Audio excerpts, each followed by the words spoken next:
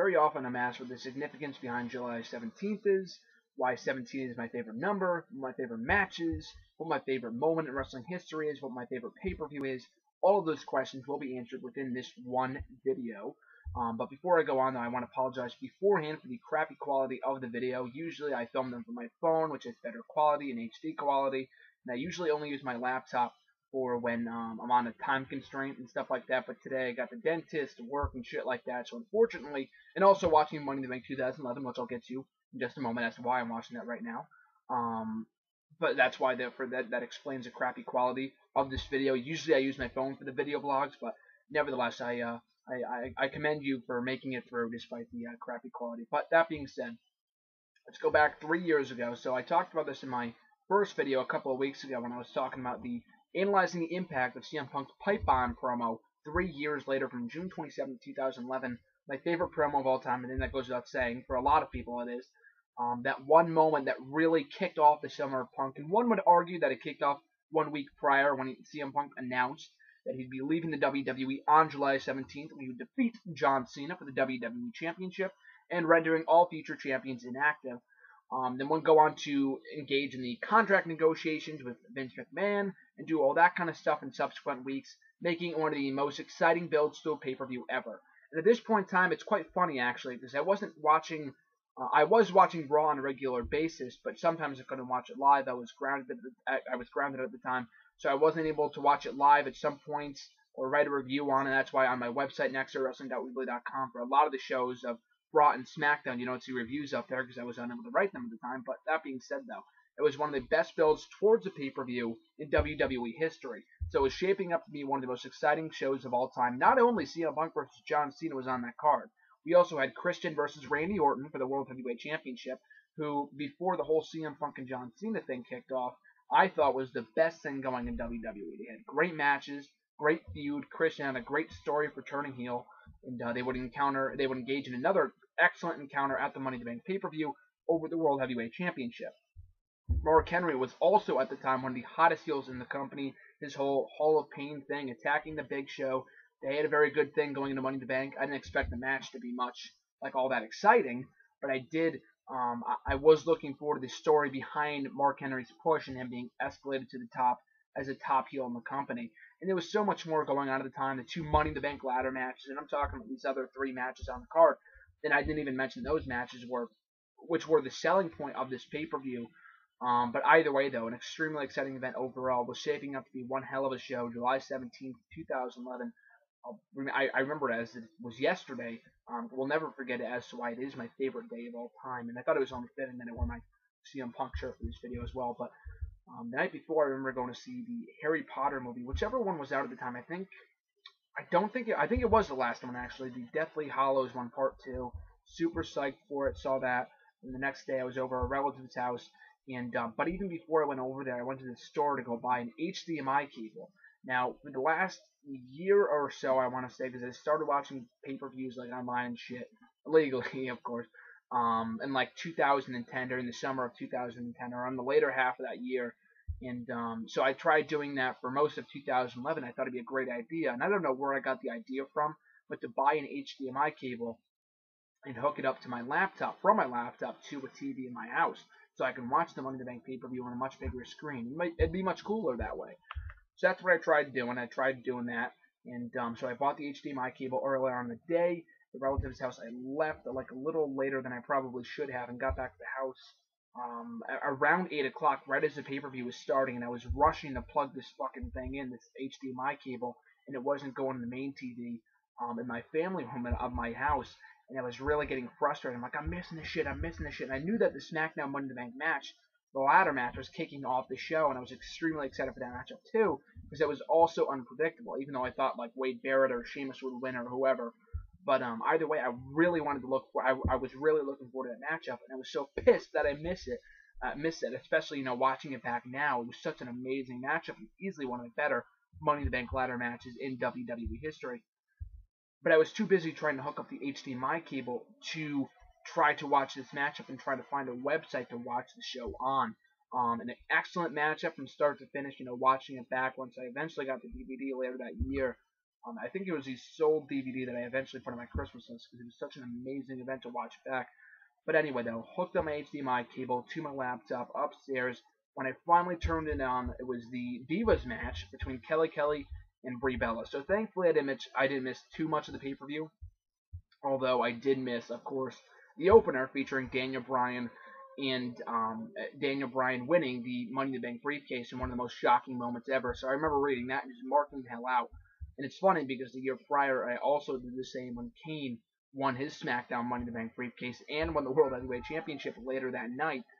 And I just remember missing that live as well. But either way, great moment with Daniel Bryan winning the Money in the Bank briefcase, would eventually go on to become a top-tier star in the WWE, main eventing WrestleMania this past year, 3 years later. So it's pretty amazing to see how much Daniel Bryan has progressed in the last 3 years since his first ascension, so to speak, in the WWE. And all really started with this Money in the Bank win on this show. So that really kicked off the show on a high note. Up next, as I said before, the Divas Championship matchup featuring Kelly, who was the reigning champion at the time, and Brie Bella.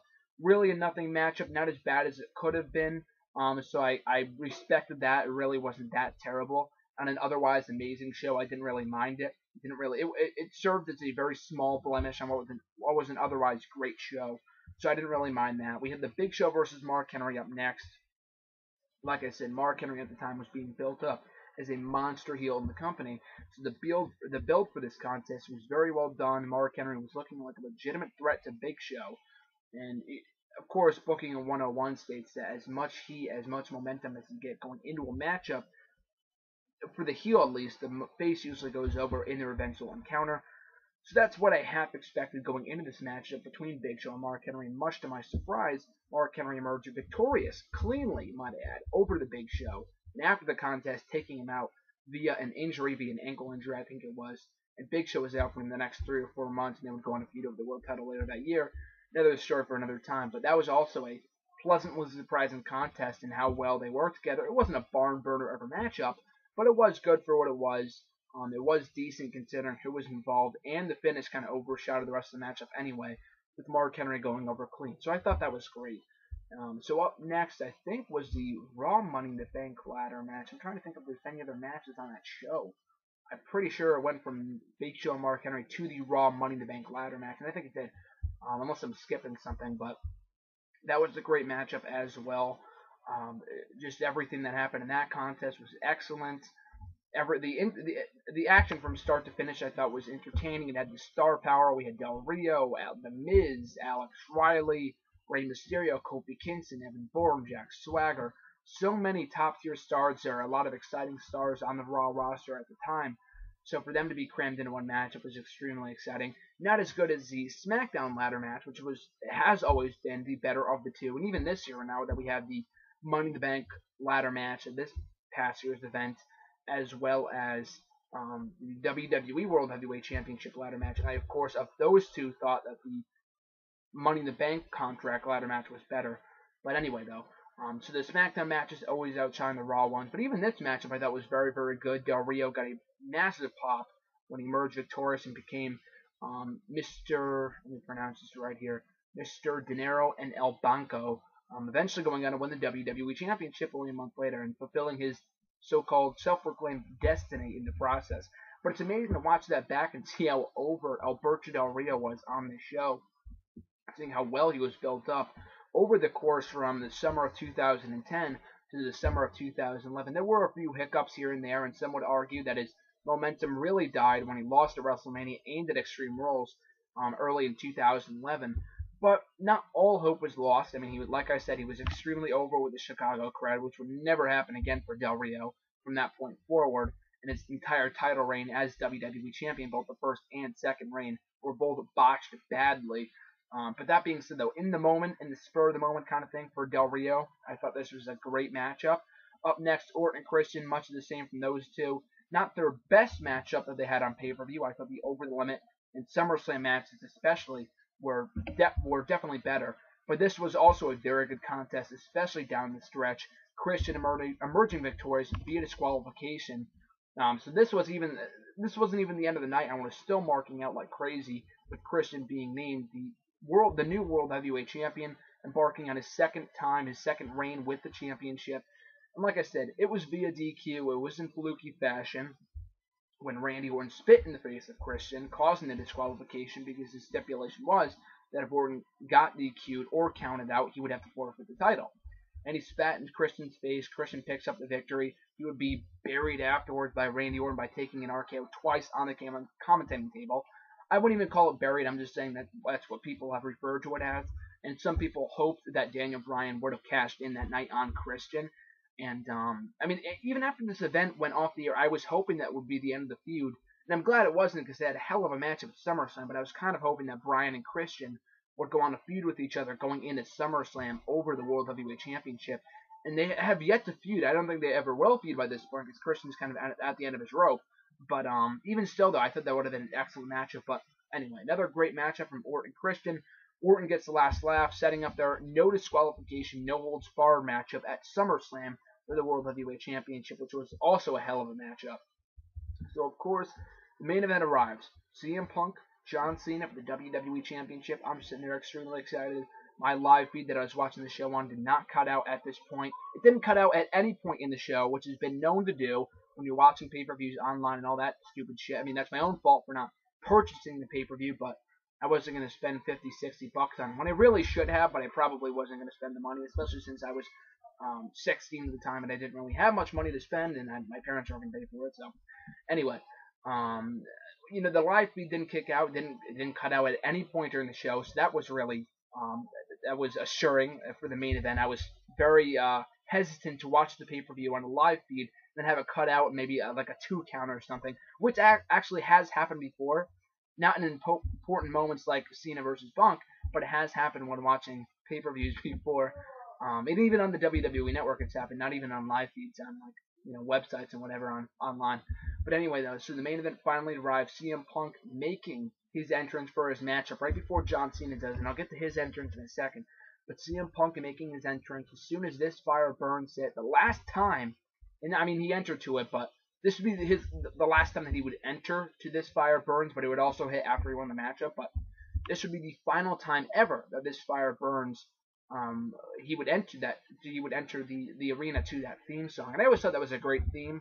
Which one was better, or which is better, Cult of Personality or This Fire Burns? I personally say Cult of Personality, just by a slight bit. I love both themes. I think they're both awesome. And it was time to switch up the theme songs after having that one for 5 years. But that was a great theme song, though. I really, really enjoyed it. The last time hearing that on that show, you didn't know it at the time. You didn't know that he'd be back with another theme song 8 days later, which I actually will get to in another video. I think probably next Friday. But you didn't know that at the time. But it was exciting to hear that music hit. Crowd goes crazy. His hometown fans of Chicago, just going absolutely berserk for CM Punk. New T-shirt, freshly shaved, cleanly shaved, all that kind of stuff. So he makes his way down to the ring and approaches on and I'll never forget this, he gets on the top turnbuckle, says, "What's my fucking name?" And it's not blurted out, it's not edited out I don't think it is. I'm still, as I'm taping this, I'm watching the Money in the Bank pay-per-view on DVD, not on the WWE Network. I'm watching it on, and I paused it. It's in the middle of Orton versus Christian. I'm not watching and doing this at the same time. And I haven't gotten back to that match yet. I'm going to be watching in a few minutes. But I don't think they edit it out in the DVD. They do edit it out on the WWE Network, of course, because I've seen it edited out. Maybe, I don't know where else I've seen it. Maybe on their... Oh, when you go on YouTube, when WWE uploaded it a couple of years ago, maybe last year, of CM Punk's Money in the Bank entrance, they obviously... you can still hear him say it, but they cut out a little bit. They show just the crowd so you can't see him mouth it. But, watching that back on the DVD was hilarious, too. But that being said, so he makes his way to the ring for the contest. Does his little skippity-doo around the ring. Crowd going crazy. Hugs Colt Cabana in the front row. We've got a front row seat for this show. So an awesome moment. There's the Indian style sitting in the middle of the ring. That was great. Out comes John Cena to a chorus of boos, as always, but louder than usual. His head, not doing the salute, just sitting there. I don't think he does the salute. I know he didn't do it at One Night Stand, but not even on the show, I don't think. He just has his head hanging low, just makes his way down to the ring. People giving the middle finger and stuff like that, just booing the hell out of him. Great stuff, and I'll never forget the infamous sign, of course, that says, "If Punk loses, we riot," or "If Cena wins, we riot," or something like that. But a great takeoff, the one night stand matchup between RVD and Cena, which I actually did review here on the channel. Go back and check that out, shameless plug. But a great takeoff of that matchup from 5 years prior. Very similar environment, Chicago, Hammerstein Ballroom with ECW fans, rabid Chicago fans. Very similar environments, and Cena being booed relentlessly in both of them. But that being said, though, match kicks off. A lot of great back and forth action. Like I've said before, just an amazing chemistry between CM Punk and John Cena. Probably the best of any two stars in the WWE today. CM Punk, I know, is of course gone by this point, so it's not, you can't really call him a current star because he's technically retired. But for those many years that CM Punk and John Cena were in the WWE together, they easily had the best chemistry out of anybody. John Cena has always been, or CM Punk has always been, in my opinion, John Cena's best opponent. Shawn Michaels is definitely up on that list, but I think that CM Punk and Cena have produced so many matches. I mean, him and Michaels only worked once or twice, and they did work more a couple of years later, but those matches weren't as good. But Punk and Cena are two guys that have worked so many goddamn matches. Like Cena and Orton are a prime example. Those guys have worked so many freaking matches over the last 5, 6, 7, 8 years, and they've grown stale. They got stale by 2009. Punk and Cena can have an amazing matchup. They had amazing matchups in 2010, 2011, 2012, even that kick-ass match on Raw in 2013 on the February 25th edition, I want to say. That was a great matchup too. But those two had such amazing chemistry, and we knew that going into this contest. And just the emotion of whether CM Punk would walk out with the WWE title, tensions were high, suspense was high. It was such an exciting feeling to know that you were witnessing history unfold before your very eyes while watching this matchup. So I'm not going to break it down move by move, and I actually did in an article. I did write an article about the matchup between Cena and Punk on Bleacher Report. I plugged it on my Facebook page earlier today. You can go back and check it out, and for my full analysis on the matchup. But either way, though, so we get to the final few minutes. Out comes John Laurinaitis. Now, I said this in my Pipe Bomb promo, analyze the impact of that night. I said that in my video a couple of weeks ago. But John Laurinaitis, although he had been mentioned before in that promo, this was technically his WWE debut as an on-air personality. And I know he's shown his face on WWE TV many times before, like breaking up brawls and stuff like that. But as a regular on-air character, as John Laurinaitis, not Johnny Ace, this was his official debut on this show. So he goes out to the ring after Vince McMahon comes down to ringside with John Laurinaitis in tow. And as it looks like CM Punk is about to win, and after kicking out of 2 attitude adjustments, I think, and it wasn't like Cena hit the attitude adjustment and then waited 10 minutes before pinning Punk. He pinned him immediately, and Punk kicked out immediately, or kicked out of 2, I should say.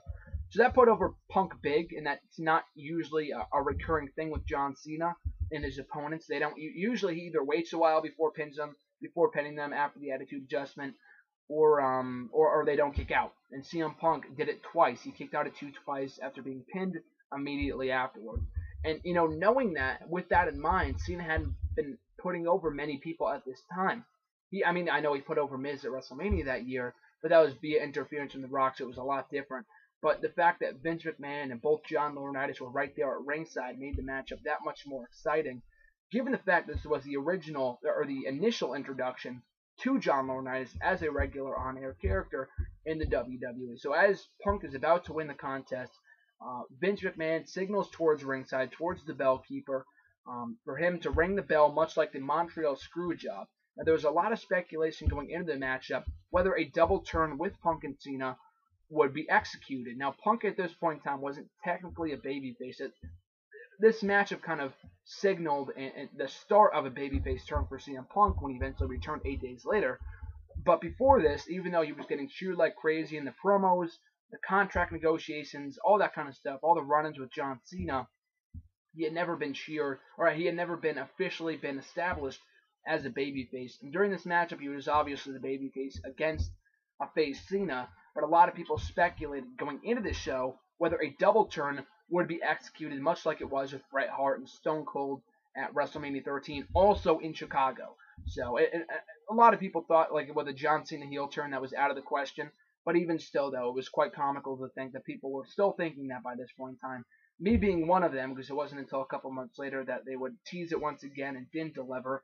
And by this point in time, by the time 2014 rolls around, I think we all kind of know that Cena won't be turning heel anytime soon, if ever. But I digress. Going back to the contest, it looked like Vince McMahon was trying to ring the bell, screw over CM Punk, and ensure a John Cena victory and turn him heel in the process. And Cena was going to go right along with it.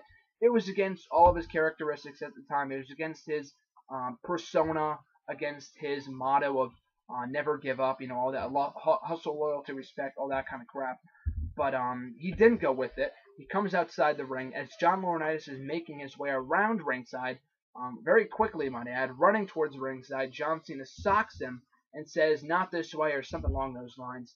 And socks John Laurinaitis, says that to Vince McMahon, makes his way back into the ring, and is on the receiving end of a GTS from Punk, picking up the win. 1, 2, 3. Crowd goes crazy.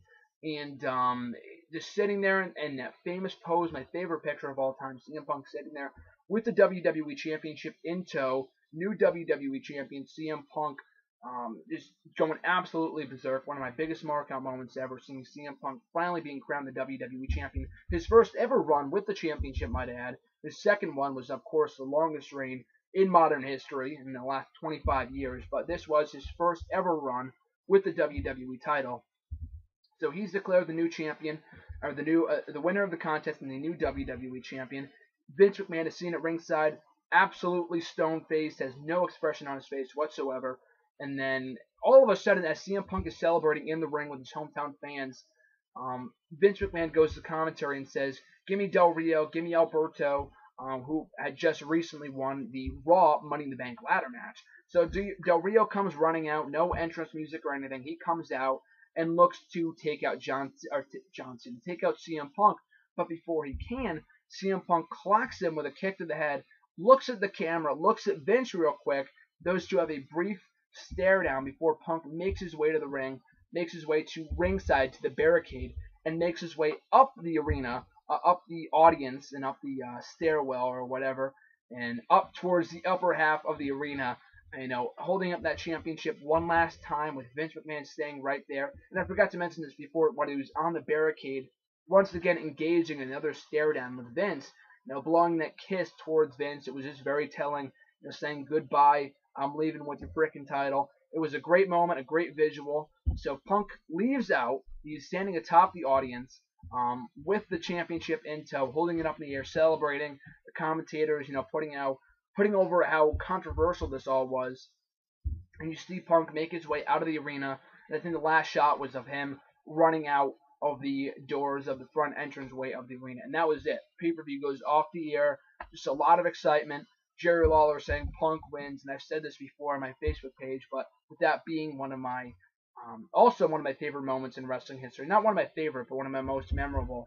When CM Punk won the World Heavyweight Championship 3 years prior, when he cashed in his Money in the Bank briefcase with Jerry Lawler saying Punk wins, Punk wins, Punk wins. And it's just so funny to think that he said that same thing 3 years later when he was in the peak of his career, the biggest victory in the career of CM Punk, in my opinion, kicking off his new rebellious character. No more new Nexus or any of that bullshit. It's a new day for CM Punk, a completely revamped version of CM Punk returning 8 days later. But just going off the air, just so much excitement. Just in general, just a lot of emotions running through wrestling fans, myself specifically, with excitement, with what was going to happen next. Calling the next night's Raw the most must-see edition ever. And it wasn't really all that notable. The next night, they wouldn't mention CM Punk at all. They had that tournament to crown the new champion. And a lot of the matches weren't really that great. So it was kind of actually a boring show for Raw the next night. But there was a lot of buzz going into it. I remember, what's his name? Grantland, I think it was. He was tweeting about the show. I remember retweeting that. He was genuinely excited about it as well. And he would actually write a piece a number of weeks later on This Fire Burns, the importance of WWE theme music, and when the first few tones of that song hit at Money in the Bank when CM Punk made his entrance, how important that is and how the crowd went crazy and stuff like that. But Anyway, so there was a lot of excitement going into the next night of Raw, a lot of pleasure over seeing CM Punk being crowned the new WWE champion, and the fact that he and Cena just had one of the best matches, if not the single best match of 2011. In my opinion, I thought it was. Some people say Triple H versus Undertaker. That matchup was so goddamn predictable, for one thing. The WrestleMania 28 match was miles better than that contest, and it just didn't really have much of a story going into it. This matchup had everything. And of course, people are going to say, oh, there were botches here and there. There's frickin' botches in every goddamn matchup, so that's no excuse. It's a cop-out answer. And I would arguably say that their matchup that they had on Raw in 2013 had the better wrestling and had the better action. But nothing will ever beat this story. The story behind this contest, the feud, the build-up, the hype, the excitement, everything going into this event, specifically into this matchup, as being one of the most exciting matches in recent WWE history. So the pay-per-view goes off the air. We all knew that that was an amazing pay-per-view, and it wasn't even one of those things where it happened and then years later people are calling it the best pay-per-view of all time or one of the best pay-per-views in years. No. As soon as the pay-per-view went off the air, all fans, myself included, were saying that was definitely the best pay-per-view I've seen in a very long time. Even WWE acknowledged it. They put out a list a couple of years ago of their best pay-per-views. I think it might have been last year on their website, the best pay-per-views of all time, taking into thought the WCW and ECW pay-per-views. Money in the Bank 2011, if it wasn't one, I think WrestleMania 17 was, then it was definitely number 2. So, and that's also one of the favorite parts about the number 17. With it happening on July 17th, that's why July 17th is my favorite day of the year, of course, and celebrating my favorite match, moment, and pay-per-view of all time. But WrestleMania 17, considered by fans to be the greatest pay-per-view in WWE history, and it also happened with the number of 17. Not on the 17th, but WrestleMania 17. So there is a relation there. But, like I said, immediately after the show went off the air, we all knew we had just witnessed a classic. And what a feeling it was. I just spit out my soda after CM Punk won. It was such a moment. The HDMI cable held up. It was good quality. Like I said before, it was the only DVD that I put in my Christmas list for that year because I desperately wanted to relive it. And you can go back on YouTube and watch it, but it just wasn't the same. So in watching it right now, I mean, you can watch it on the network or anything like that, but network, DVD, doesn't matter, YouTube, just go back and watch this pay-per-view if you have the time today, and I would strongly suggest doing so. But just a lot of just emotions running through wrestling fans. Like I said, me personally, with it just being, I think, in my opinion, the best summer for wrestling in a long time. 2013 was amazing as well, and it's definitely up there, but just everything that happened with CM Punk and John Cena that summer, and this wasn't even the end of it. This was only the peak. They would go on to have another number of amazing promos and segments with leading up to the rematch between Punk and Cena going into SummerSlam. And I'll get to this next week, and next Friday my video blog will focus on recapping and giving a retrospective review on the episode of Raw that aired on July 25th with the return of CM Punk and everything else that happened that night. One of my favorite episodes of Raw of all time, and definitely the single best episode of Raw of 2011. Well, yeah, like I said before, this was only really the start of what would be such a great summer for the WWE. And I don't even think back as 2011 being one of the best years for WWE. And as a whole, the first portion of the year sucked. The last few months sucked. And the summer was really the drawing point of this year in wrestling. I just have such fond memories of it, and I love reliving it every single year. Usually I watch it the night before Money in the Bank, but Money in the Bank this year was in June, so it wasn't really the same. So I thought I'd make time today to watch the pay-per-view.